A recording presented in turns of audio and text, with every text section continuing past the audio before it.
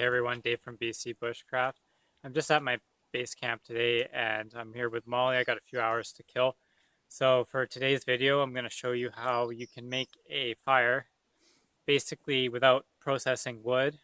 Not using an axe, not using a saw, just using your hands and your knife and a ferro rod. It did rain quite a bit yesterday, so the forest is damp like usual. I got some pooling on my tarp that you can see right here. So the forest isn't totally dry, but it's a nice sunny day. And I feel like I could find some dry stuff to get a fire going without actually having to use my axe, use my saw, and process up any wood. You have to pretty much go from tinder to like lead size, little thin sticks to basically pencil size to maybe thumb size, and then you can go to your forearm, right? And I'm basically going to show you how you can get your fire going, establish a fire, and have like a pretty half-decent fire without having to take the axe out, without having to take a saw out, and just using your hands and a knife.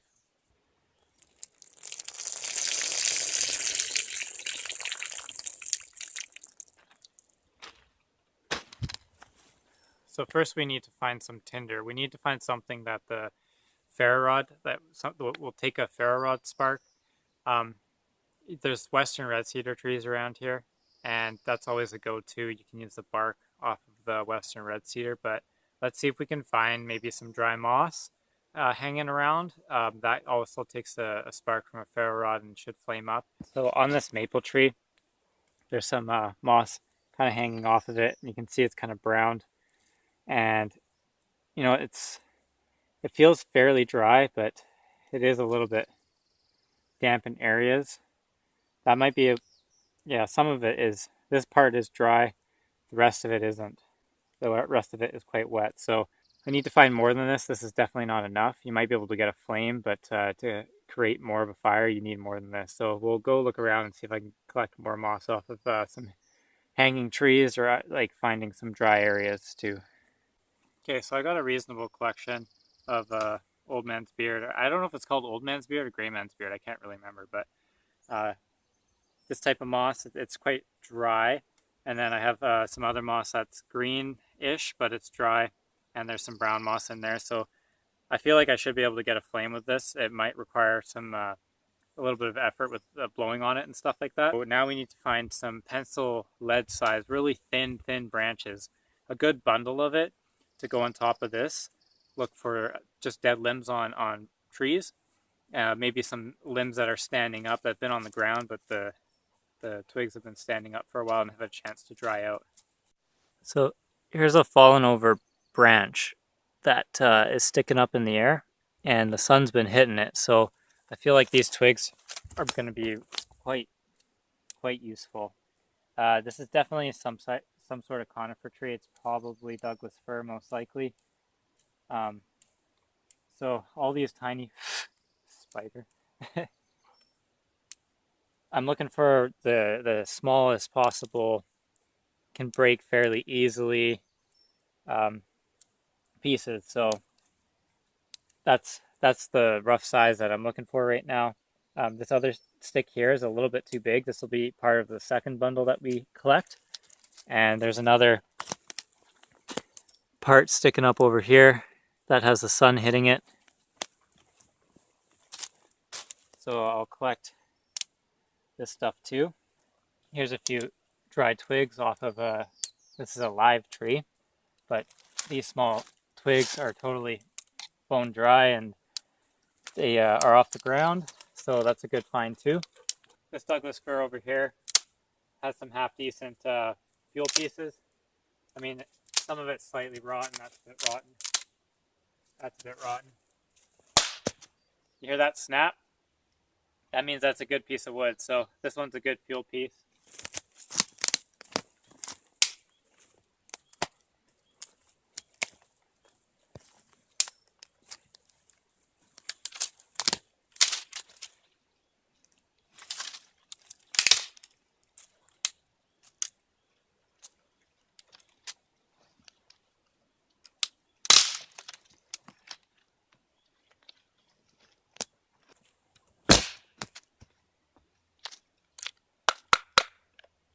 So on this down tree here, you have all these branches that are kind of sticking up, and there's quite a few fuel pieces.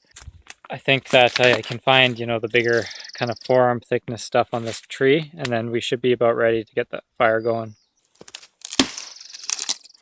So here's our setup. We got our tinder, our moss, we got our starts of our kindling, really lead size, then we got pencil size, a little bit bigger than pencil size.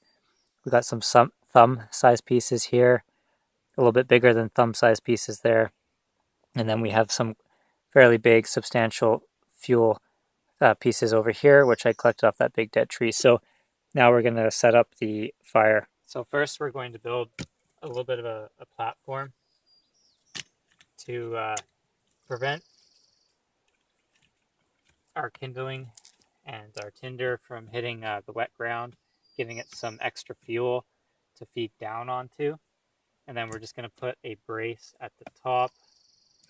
And then basically we're going to light our fire on top of that. And it's a lot better than just trying to light it on cold, damp ground, because that will suck the heat out of it. Will put the flame out. It requires a lot more heat when you have it on a damp, cold ground. It requires a lot more heat to get going than it does if you put it up here. You'll get better airflow, and the brace is there just so you don't smother your flame and smother your tinder. So we'll put the tinder here and get our bundles sorted out all around us so everything is at hand. Okay, so I got my moss and try to fluff it up a bit. Try to hit the old man's beard with the ferro rod. Put that back a bit.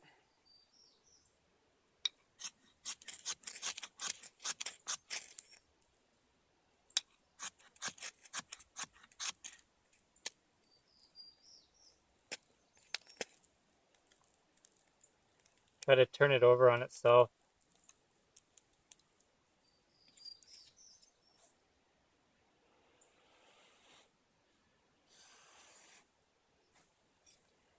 Doesn't want to work for me.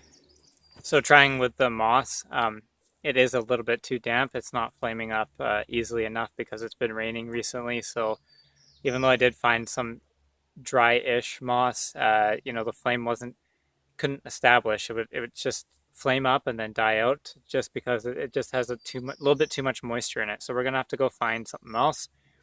I'm probably gonna go look for some cedar. So here's a nice cedar tree.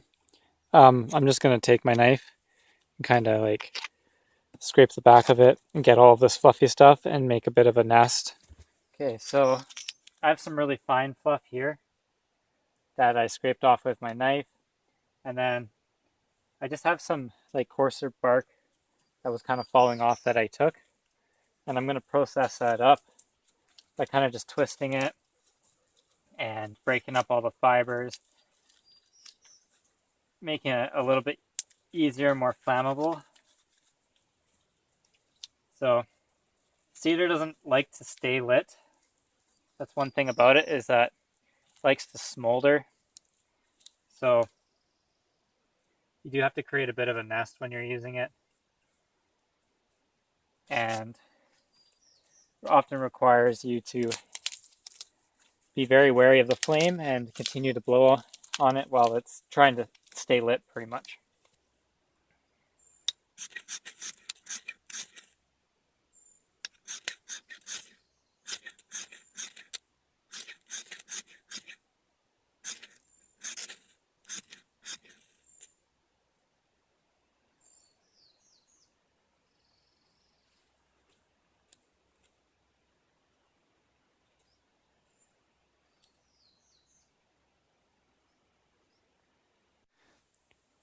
Of course, it stops recording when I'm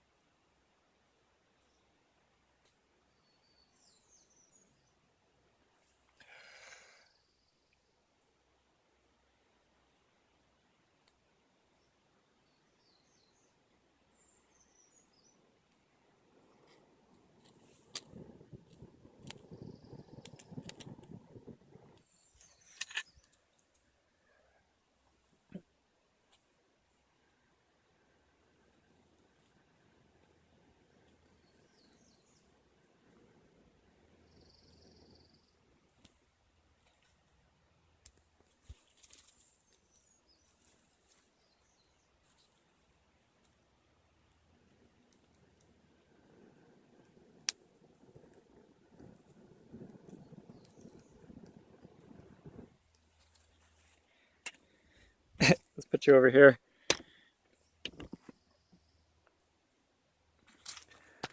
A little bit tricky this time. So all my twigs are on. And because this is cedar, it likes to die, so you gotta just keep blowing on it.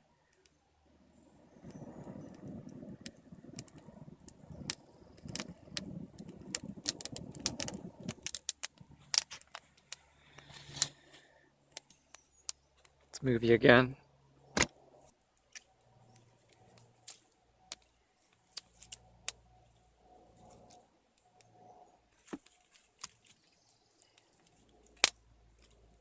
Put all your other fuel on.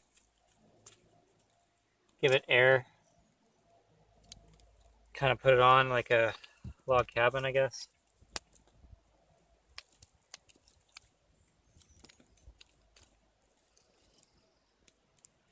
Fire likes a little bit of chaos, so just put the wood on however you feel.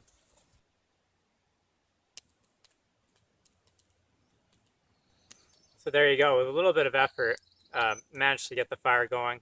You know, cedar is quite finicky. You kind of have to blow on it like you would when you're building kind of like a bow drill.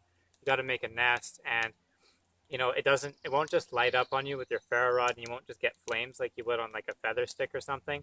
It requires you to kind of build a coal base, and then so that means you have to have enough cedar to be able to fuel that. And then once you get that coal base hot enough, you can put your little pencil lead sized twigs on there. And it's really important that you have that size, pencil lead sized twigs, when you're using western red cedar or any cedar like that, because if it's a little bit bigger, it won't catch, and then you'll just lose all of the tinder you prepped, and you'll cause yourself a lot of headache.